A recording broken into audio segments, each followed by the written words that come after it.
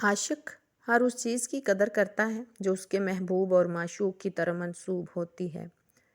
صحابہ کرام کا یہ معمول رہا ہے کہ وہ ہر اس چیز کو یمن و برکت کا منبع سمجھتے تھے جس کا تعلق حضور صلی اللہ علیہ وآلہ وسلم کے ساتھ ہوتا۔ عروہ بن مسعود ثقفی حدیبیہ کے مقام پر کفار مکہ کا سفیر بن کر حاضر خدمت ہوتا ہے اور وہاں صحابہ کرام کی جو والہانہ محبت اپنے محبوب صلی اللہ علیہ وآلہ وسلم کے ساتھ دیکھتا ہے اس کا چشمدید حال بیان کرتا ہے اور کفار کو بتاتا ہے کہ وہ کیسر و کسریٰ اور کئی دوسرے بادشاہوں کے دربار میں گیا، لیکن ان کی جانثاری اور عقیدت کے جو جذبات اس نے غلامان محمد صلی اللہ علیہ وآلہ وسلم کے دلوں میں موجزن دیکھے ہیں ان کی نظیر اسے کہیں بھی نظر نہیں آتی۔ وہ اگر تھوکتے ہیں تو لعاب دہن کو تبرک سمجھ کر ہاتھوں پہ مل لیتے ہیں، اگر وہ وضو فرماتے ہیں تو وضو کے پانی کا ایک قطرہ زمین پر نہیں گرنے دیتے بلکہ آگے بڑھ کر اسے اپنے چہروں اور سینوں پر مل لیتے ہیں۔ اگر کوئی کام کرنے کا اشارہ کرتے ہیں تو حکم بجا لانے میں سب ایک دوسرے سے سبقت لے جانے کے لیے بےتاب ہو جاتے ہیں۔ میں نے عطائے کیشی، جانثاری، خلوص اور محبت کے ایسے دلکش مناظر کسی شاہی دربار میں نہیں دیکھے۔ اگر تم یہ خیال کرتے ہو کہ مشکل وقت میں مسلمان اپنے نبی کو چھوڑ کر بھاگ جائیں گے تو یہ تمہاری خامی خیالی ہے۔ میں نے حقیقت حال سے تمہیں آگاہ کر دیا ہے، اب جو تم مناسب سمجھو وہ کرو۔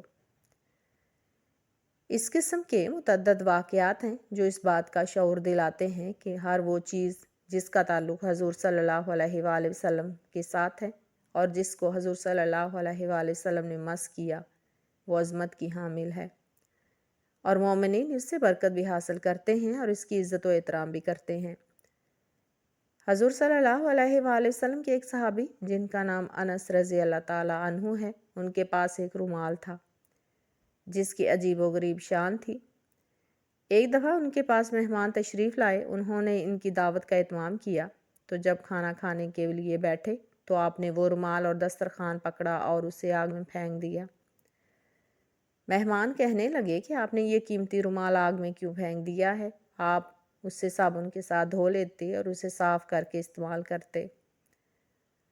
آپ نے فرمایا کہ اس رومال کی عجیب و غریب شان ہے، وہ اس طرح کہ ایک دفعہ رسول اللہ صلی اللہ علیہ وآلہ وسلم نے اس کے ساتھ ہاتھ پونچھے تھے اور اس کے بعد جب بھی یہ میلا ہوتا ہے تو میں اسے آگ کے اندر پھینک دیتا ہوں۔ آگ میل کچیل کو جلا دیتی ہے اور رومال کو ذرا برابر بھی نقصان نہیں پہنچتا۔ تو آپ نے تھوڑی دیر کے بعد اس رومال کو تنور سے باہر نکالا تو وہ بالکل صاف اور شفاف تھا، میل کچیل، داغ اور کوئی دھبا اس کے اوپر نہیں تھا۔ اس طرح حضرت انس بن مالک رضی اللہ تعالیٰ عنہ کے پاس ایک چھڑی تھی جسے آپ بڑی ہی عزت و احترام کے ساتھ اپنے ساتھ رکھتے اور اس کی بے ادبی نہ ہونے دیتے، اور جب آپ کا آخری وقت قریب آیا تو آپ نے اپنی اولاد کو حکم فرمایا کہ جب میں مر جاؤں تو یہ چھڑی کفن کے ساتھ میری قبر میں دفن کر دینا، کیونکہ اس کے صدقے اللہ تعالیٰ دوزخ کی آگ سے مجھے محفوظ رکھے گا۔